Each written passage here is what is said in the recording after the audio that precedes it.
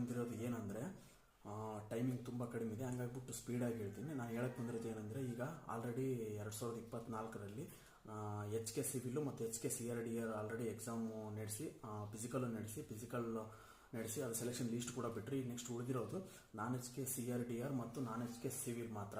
ಅದು ಎಕ್ಸಾಮ್ ಆಗಿದೆ, ಬಟ್ ಫಿಸಿಕಲ್ನ ಮೆಸೇಜ್ ಕಳಿಸ್ಬಿಟ್ಟು ಸಿ ಆರ್ ಡಿ ಆರ್ನ ಫಿಸಿಕಲ್ನ ಡೇಟ್ ಮುಂದಕ್ಕೆ ಹಾಕಿದ್ದಾರೆ.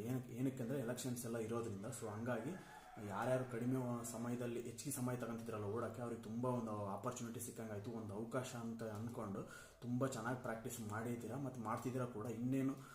ಇನ್ನೂ ಸ್ವಲ್ಪ ದಿನದಲ್ಲೇ ಡೇಟ್ ಅನೌನ್ಸ್ ಮಾಡ್ತಾರೆ. ಸೊ ಹಂಗಾಗಿಬಿಟ್ಟು ನೀವು ಬೇಕಾದರೆ ಓದೋದನ್ನೆಲ್ಲ ಮುಚ್ಚಿಟ್ಟರೂ ಪರವಾಗಿಲ್ಲ, ಫಿಸಿಕಲ್ ಕಡೆ ತುಂಬ ಗಮನ ಕೊಡಿ, ಚೆನ್ನಾಗಿ ಊಟ ಮಾಡ್ಬಿಟ್ಟು ಚೆನ್ನಾಗಿ ಪ್ರಾಕ್ಟೀಸ್ ಮಾಡಿ. ಯಾಕಂದರೆ ನೀವು ಒಂದು ಸರ್ತಿ ಕಷ್ಟಪಟ್ಬಿಟ್ಟು ಓಡ್ಬಿಟ್ಟು ಫಿಸಿಕಲ್ ಪಾಸ್ ಆದರೆ ಒಂದು ಜಾಬ್ ಸಿಕ್ಕರೆ ಅದ್ರ ಖುಷಿನೇ ಬೇರೆ ಇರ್ತೈತಿ. ಮತ್ತು ಎಕ್ಸಾಮ್ ಚೆನ್ನಾಗಿ ಮಾಡಿಬಿಟ್ಟು ಫಿಸಿಕಲ್ ಫೇಲ್ ಆದರೆ ಅದರಿಂದ ನೋವು ಐತಲ್ಲ, ಇನ್ನೊಂದು ನೋಟಿಫಿಕೇಶನ್ ಕಾಯೋವರೆಗೂ